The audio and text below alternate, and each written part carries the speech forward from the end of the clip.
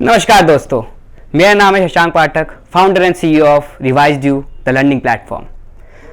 आज हम डिस्कस करने वाले हैं एक बहुत ही इंपॉर्टेंट टॉपिक के बारे में जो किसी भी ऑर्गेनाइजेशन में, ना सिर्फ ऑर्गेनाइजेशन में, हमारी डेली लाइफ में, हमारी कॉलेज लाइफ में, हमारी डेली रूटीन में बहुत ही इंपॉर्टेंट रोल प्ले करता है। वो है सेल्स, जो हमारे हर कदम पे साथ रहता है।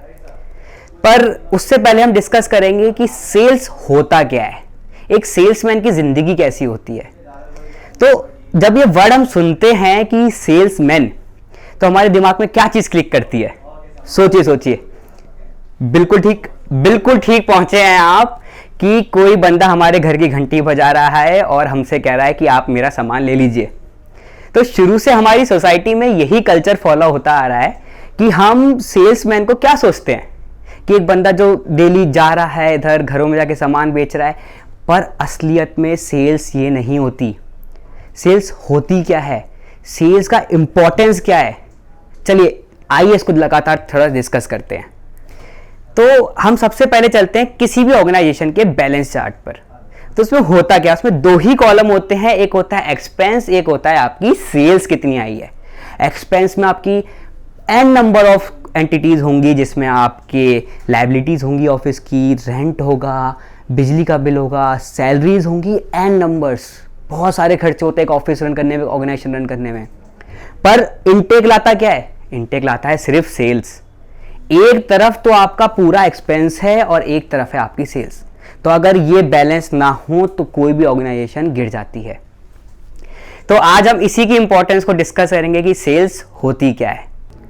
तो सेल्स को समझने के लिए हमें थोड़ा सा पीछे जाना पड़ेगा। पीछे कहां पर? जब हम स्कूल और कॉलेजेस में थे। स्कूल और कॉलेजेस में हम क्या करते थे? सेल्स हमारे साथ तब से जुड़ा हुआ है। तब हम पूरे साल जो पढ़ते थे, पूरे सेमेस्टर में जो पढ़ाई करते थे, हम उसे एक कागज पे लिख कर आते थे। वहाँ हम खुद की नॉलेज को बेच रहे थे कि हमने कितना सीखा, कितना परसेंट हम खुद को बेच पाए। चाहे हमें अपने पेरेंट्स से कोई चीज़ लेनी हो या टीचर से अच्छे मार्क्स लेने हो, हम हमेशा अपने आप को बेचते आए थे। उसके बाद क्या हुआ? उसके बाद जब हमारे लाइफ में आया इंटरव्यू, जब आपने पहला इंटरव्यू दिया होगा, या तो आप किसी इंजीनियरिंग बैकग्राउंड से हैं, या तो किसी कॉमर्स के बैकग्राउंड से, या किसी भी बैकग्राउंड से, आर्ट्स वगैरह किसी भी बैकग्राउंड से आपकी ज़िंदगी में सेल्स ज़रूर आया होगा। क्योंकि मोस्ट ऑफ द जो जॉब्स हैं आज के ज़माने में, स्पेशली इन इंडिया, वो सेल्स रिलेटेड है। तो हर किसी ने अपनी लाइफ में फेस करा होगा एक common question, can you sell me this pen? तो आज हम डिस्कस करते हैं क्या हम इस पेन को बेच पाएंगे। तो जब भी इंटरव्यूअर आपसे ये क्वेश्चन पूछ रहा था, सेल मी दिस पेन, तो उसका इंटेंशन क्या था? क्या वो आपसे पेन खरीदना चाहता था? नहीं, वो देखना चाहता था कि आपका इंतजाम कितना है। वो देखना चाहता था कि आप कितनी लगन के साथ अपने आप को प्रेजेंट कर पाते हैं। पेन बेचने के लिए नहीं कह रहा था, वो देख रहा था कि आपकी सोच कहाँ तक जा रही है, कि आप उसकी नीड जनरेट कर पा रहे नहीं कर पा रहे। चलिए नीड के टॉपिक को थोड़ा सा अपार्ट करते हैं, उसको मैं आपको डिटेल में समझाऊंगा। वो सिर्फ इतना देख रहा था कि आप में कितना जुनून है उस जॉब को लेकर, उस सेल्स को लेकर। क्योंकि सेल्स की जो जॉब है वो सिर्फ जॉब नहीं है, वो एक पैशन है कि आप कितना अर्न करना चाहते हैं। एक सेल्समैन की एवरेज सैलरी अच्छी खासी हो सकती है अगर वो अपना इंसेंटिव टाइम पे उठाता है। इंसेंटिव के लिए सेल्समैन काम करता है, ना कि सिर्फ सैलरी के लिए। तो आज इसी चीज़ को समझते हैं कि किस तरह से एक अच्छा सेल्समैन बना जाए। तो स्टार्ट करते हैं दोबारा इंटरव्यू से, कि अगर आपसे किसी ने बोला सेल मी दिस पेन, तो वहाँ हमें क्या करना चाहिए। तो जल्दी से इस टॉपिक को ख़त्म करते हैं, फिर आगे बढ़ते हैं। तो जब भी इंटरव्यूअर आपसे पूछेगा कि सेल मी दिस पेन, तो क्या बोलना है आपको? तो वहाँ पे आपको एक सिंपल सा कॉमर्स का रूल क्रिएट करना है, स्केरसिटी ऑफ प्रोडक्ट। तो अगर उसने आपको एक पेन दिया है, आप उससे उसके सारे पेन मांग लीजिए। सर मैं आपको सारे पेन बेचूंगा, ठीक है। आपने एक बार सारे पेन ले लीजिए। तो अब उसके पास पेन नहीं है, सिर्फ आपके पास पेन है। उसके बाद आप डिमांड एंड सप्लाई खेल सकते हैं, कि आप डिमांड क्रिएट करिए, कि उससे बोलिए कि आप अपना नाम लिख के दिखाइए मेरे को। तो वहाँ उसकी नीड जनरेट हो जाएगी और वहाँ पे आप पेन को सेल कर सकते हैं। तो ये तो एक सिंपल सी चीज़ हो गई। तो आइए हम थोड़ा सा कॉर्पोरेट लेवल में पहुंचते हैं कि किस तरह से आप सेल्स को अपनी डेली लाइफ में इंप्लीमेंट कर सकते हैं, अपने रेवेन्यू को इंक्रीज कर सकते हैं, अपने इंसेंटिव चार्ट को इंक्रीज कर सकते हैं, अपनी लाइफ में ग्रोथ ला सकते हैं। तो बिना किसी टाइम को वेस्ट करते हुए बढ़ते हैं आगे। तो जब भी हम कॉर्पोरेट लाइफ में कोई भी सेल करना चाहते हैं, लेट्स स्टार्ट विद B2C।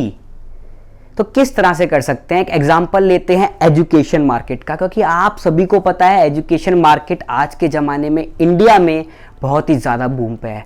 आपने मार्केट लीडर्स का नाम सुना होगा, जिसमें बायजूस है, जिसमें एक्स्ट्रा मार्क्स है, जिसमें अनअकैडमी है, जिसमें रिवाइजड्यू.com है। तो किस तरह से कल्चर फॉलो किया जाता है, किस तरह से हम अच्छी सेल्स कर सकते हैं, किस तरह से अपने कस्टमर को हम हैप्पी कस्टमर में बना सकते हैं, अपने प्रोस्पेक्ट को एक कन्वर्टेड सेल में ला सकते हैं। तो सबसे पहले हमें समझना होगा स्टार्टिंग, क्योंकि सेल होता है एक मैनर कि आपको स्टेप्स फॉलो करने होते हैं। अब अगर हम एक भी स्टेप को छोड़ देंगे तो हमारी सेल्स खराब हो जाती है। तो सबसे पहले आप सभी को लीड्स मिलती होंगी अपनी कंपनी से, या फिर आप खुद जनरेट करते होंगे अपनी लीड्स। जनरली हम B2C मार्केट की बात कर रहे हैं, वो भी एजुकेशन टेक्नोलॉजी सेक्टर की। तो आज हम बात करने वाले हैं B2C सेल्स की। B2C सेल्स होता क्या है? B2C का मतलब होता है बिजनेस टू कस्टमर। हम डायरेक्ट कस्टमर को किस तरह से सेल करें। तो हम डायरेक्ट एक केस स्टडी लेते हैं, और किसी की नहीं, सीधा रिवाइजड्यू.com की, क्योंकि मैं अभी उसे संभाल रहा हूँ और किस तरह से हम ये कल्चर फॉलो करते हैं सेल्स का। तो आइए डिस्कस करते हैं। इसका मतलब ये नहीं है कि ये जो चीज़ें मैं आपको बताने वाला हूँ ये और जगह काम नहीं करेंगे, ये यूनिवर्सल मेथड है। अगर आप एक एक स्टेप को फॉलो रखेंगे तो आप अपनी सेल्स में ग्रोथ देख पाएंगे।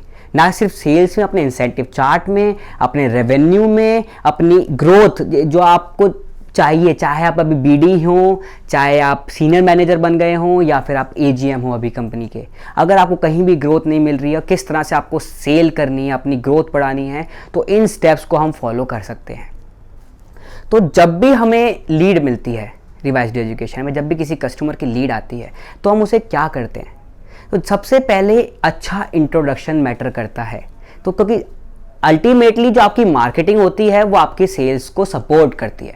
तो आपके पास लीड जनरेट कहाँ से हुई, सबसे पहली चीज़ आती है कि आपने लीड को किस तरह से जनरेट करा है।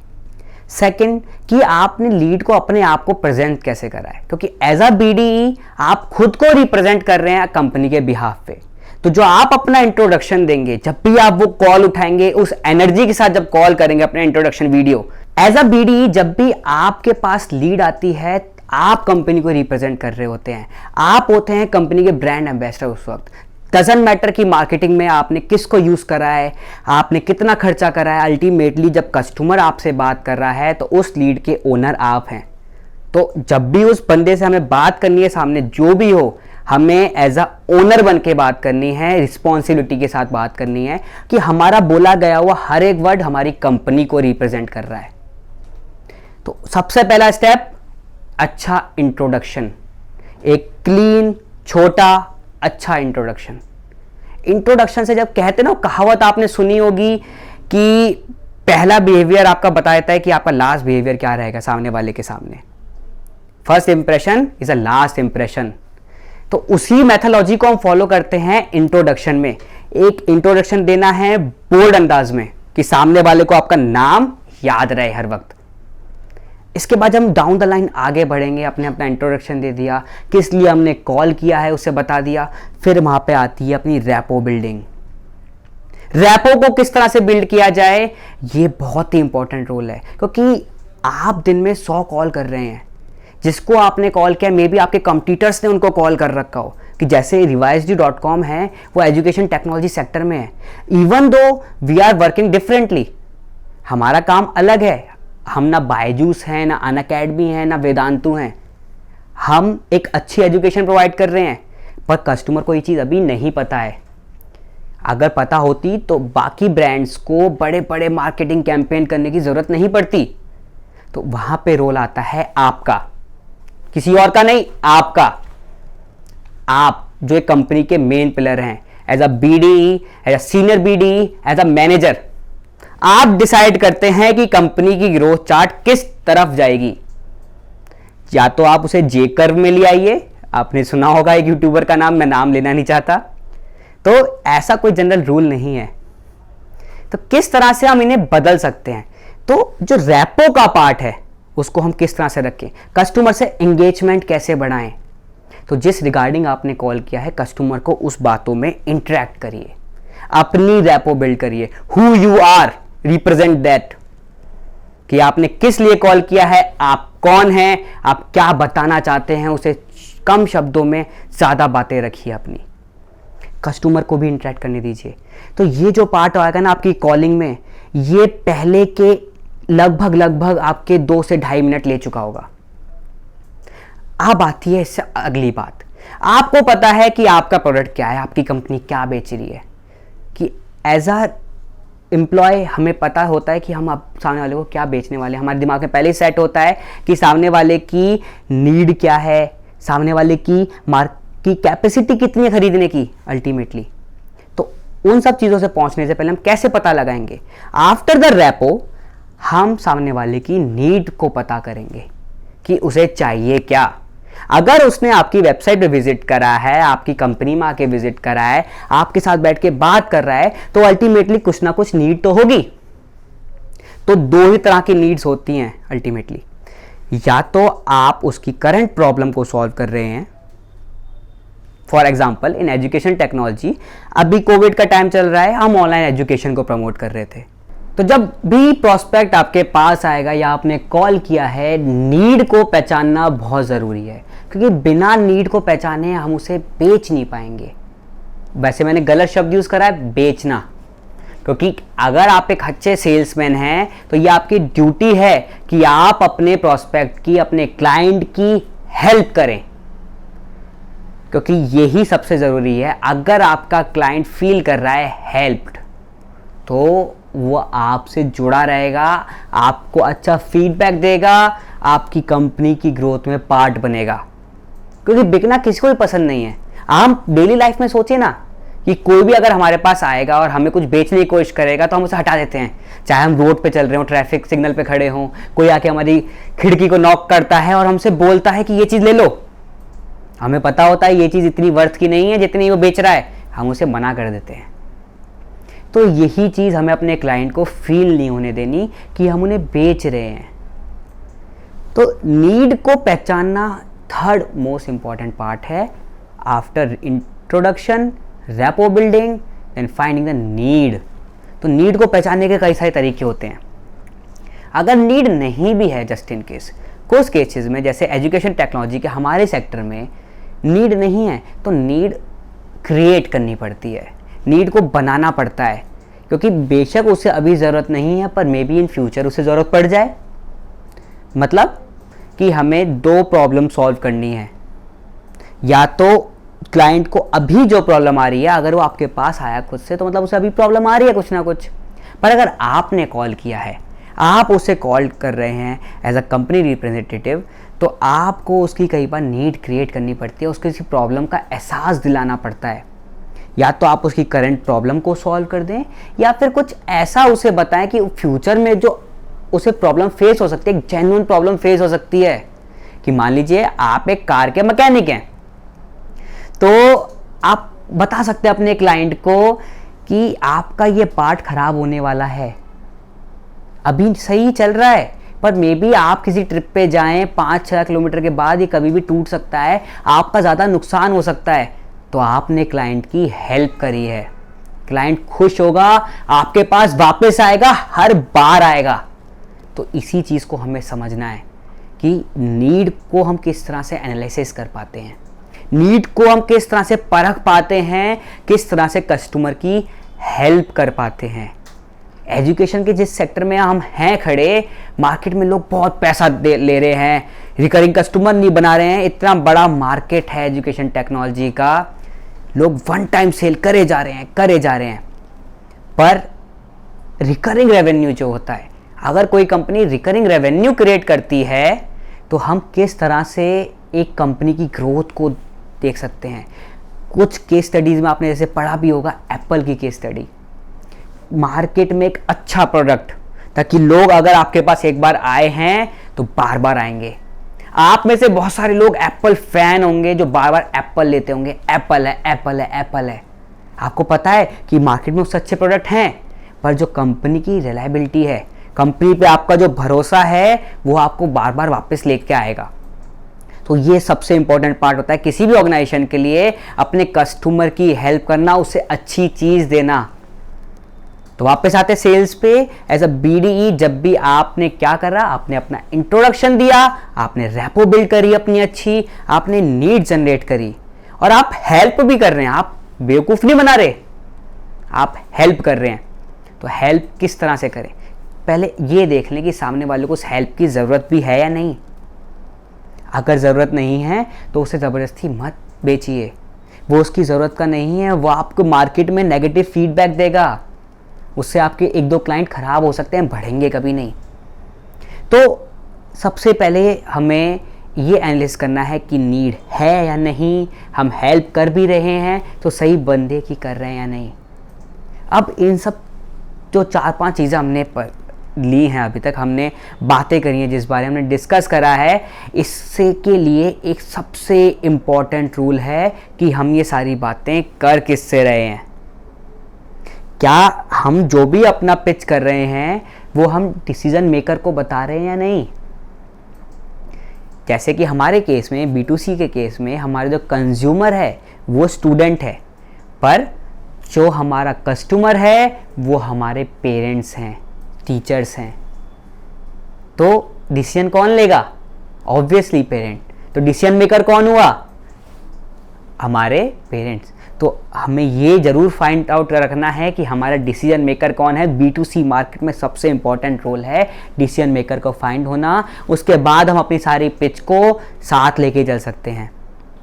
और जब हमने अपनी प्रॉब्लम को एनालिसिस कर लिया है, कस्टमर को हमने समझा दिया है, कस्टमर की प्रॉब्लम सॉल्व भी कर रहे हैं हम, इसके बाद क्या किया जाए, इसके बाद अपने प्रोडक्ट को पेश करो। अपने जादू के पिटारे में से चीज़ें निकालो धीरे धीरे, कस्टमर को बताओ कि ये चीज़ है, ये इससे आपकी ये प्रॉब्लम सॉल्व हो जाएगी। कस्टमर खुश होगा, पैसा देगा। बिल्कुल सही। अगर कस्टमर की प्रॉब्लम आप सॉल्व कर पा रहे हैं तो कस्टमर आपको बिल्कुल पैसे देगा, कस्टमर आपकी ग्रोथ में पार्ट बनेगा, कस्टमर आपको अच्छा फीडबैक देगा, कस्टमर आपको और कस्टमर के रेफरेंसेस देगा। तो हमें हेल्प करनी है, हमें प्रॉब्लम के अनुसार ही उसे अपना प्रोडक्ट पिच करना है। इसके बाद जब आपका नेगोशिएशन पार्ट आता है, नेगोशिएशन को हम किसी और वीडियो में डिस्कस करेंगे। इसका आपका नेगोशिएशन पार्ट आता है, आप किस तरह से डिस्कस करते हैं अपनी नेगोशिएबल स्किल्स के साथ, ये भी बहुत इंपॉर्टेंट रोल प्ले करता है सेल्स में। तो ये हम पूरी सीरीज में इसमें बात करेंगे कि सेल्स किस तरह से चलती है और कौन कौन से फैक्टर्स हैं जो सेल्स को इफेक्ट करते हैं। एज अ BD मैंने आपको एक डेमोन्स्ट्रेशन दिया है कि सेल्स को हम किस मैनर में ले जाएं। तो अगर हम ये छोटे छोटे स्टेप्स अपनी सेल पिच में ला पाएँ तो हम एक अच्छा सेल्समैन बन सकते हैं, एक अच्छा रेवेन्यू जनरेटर बन सकते हैं अपनी कंपनी के लिए। तो आइए इस वीडियो को आज हम यहीं ख़त्म करते हैं, हम किसी और वीडियो में बाकी बातें करेंगे। तो सेल्स के जो बाकी टैक्टिक्स हैं, मार्केटिंग है या आपकी अदर एस्पेक्ट्स हैं ग्रोथ के, कि किस तरह से आप ग्रोथ कर सकते हैं अपनी लाइफ में, हम उसे बाकी एक सीरीज में डिस्कस करेंगे। ये मैंने एक इनिशिएटिव स्टार्ट किया है ताकि मेरे जैसे जो BDs थे, मैं एक BD से उठ के अपने स्टार्टअप को आज चला रहा हूँ, तो किस तरह से एक BD ही एक कंपनी के VP पोजीशन तक, CEO पोजीशन तक जा सकता है। सेल्स के लिए आपको कोई फैंसी डिग्री नहीं चाहिए, सेल्स के लिए आपको चाहिए अपने अंदर पैशन, अपना आपका आत्मविश्वास। तो इसी के साथ हम इस वीडियो को आज यहाँ ख़त्म करते हैं और आप सभी को मैं बताना चाहूँगा कि revisedue.com पे आप विजिट करिए। आपको पता चलेगा कि किस तरह से हमने मेहनत करी है अपने प्रोडक्ट पे, किस तरह से हम मार्केट के बिग जाइंट्स के साथ कम्पीट कर रहे हैं, किस तरह से हम मार्केट की हेल्प कर रहे हैं, किस तरह से हम हर बच्चे को एक अच्छी एजुकेशन मिल पाए, इसके लिए हम ट्राई कर रहे हैं। हमारे पास इंडिया के बेस्ट टीचर्स हैं, हमारे पास more than 5000 coaching institute listed हैं जो हमारे साथ एजुकेशन प्रोवाइड कर पा रहे हैं। बच्चा जाता है, अपना टीचर खुद चूज़ करता है। ये कल्चर हम चेंज करना चाहते हैं कि बच्चा कहीं भी फंस के ना रह जाए। आपको जो पसंद है, जिस टीचर से आप पढ़ना चाहते हैं, जिससे आपकी साइकोलॉजी मैच हो, आप उससे पढ़िए और अपने फ्यूचर को ब्राइट बनाइए। आपको कोई ज़रूरत नहीं है लाखों रुपए खर्च करने की बड़े बड़े इंस्टीट्यूशंस में। तो एक बार मेरी आपसे रिक्वेस्ट है कि आप विजिट ज़रूर करिए और हमारे इस चैनल को लाइक एंड सब्सक्राइब करिएगा और वीडियो को शेयर करिए अपने सेल्स ग्रुप में। मेरी भी हेल्प होगी, आपको भी नॉलेज मिलेगी, और लाइक कर देंगे तो बहुत अच्छी बात है। तो इससे मुझे मोटिवेशन मिल सकता है कि मैंने शायद अच्छी नॉलेज रखी है आपके सबके लाइफ में। चलिए, धन्यवाद।